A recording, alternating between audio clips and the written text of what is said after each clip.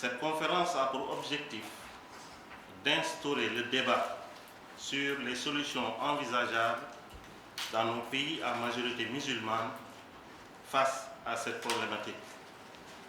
Il s'agira de sensibiliser les leaders islamiques et les autorités sur la nécessité d'actionner certains leviers qui pourraient grandement aider à lutter contre l'enrôlement des musulmans par des groupes qui se proclament djihadistes et qui, en réalité, ternissent l'image de la religion islamique dans le monde à travers les actions exposées dans les médias.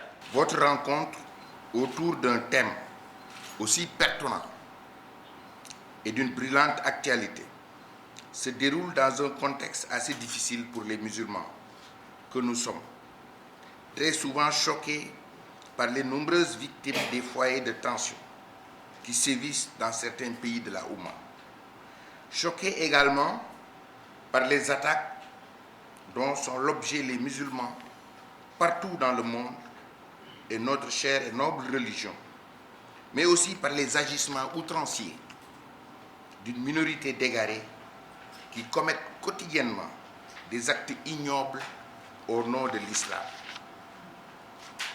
Mesdames, Messieurs, vos échanges au cours de cette journée vont porter sur 3 thèmes: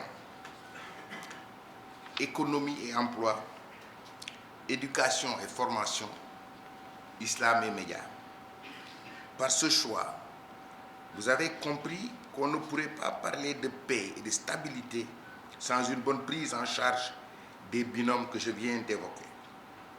Les médias ont toujours été un élément clé dans la vie des hommes et des sociétés. Ils sont encore davantage aujourd'hui dans un monde en pleine mutation, un monde globalisé, dominé par les hommes et les sociétés qui contrôlent justement cette information. Les vieux ne doivent pas avoir honte d'aller auprès des jeunes pour réapprendre et approprier leur langage. Parce que pour les comprendre aussi, il faut utiliser leur langage. Aller dans les réseaux sociaux, le langage qui est utilisé, c'est un langage codé. Mais pour un non-initié, il n'y comprendra rien. Donc tu ne peux pas les changer, tu ne peux pas les convaincre, parce que vous ne parlez pas le même langage. C'est pourquoi je dis qu'il faut une remise en cause des leaders islamiques, une mise à niveau plutôt de ces leaders islamiques pour qu'ils puissent faire véritablement le travail qu'on attend d'eux.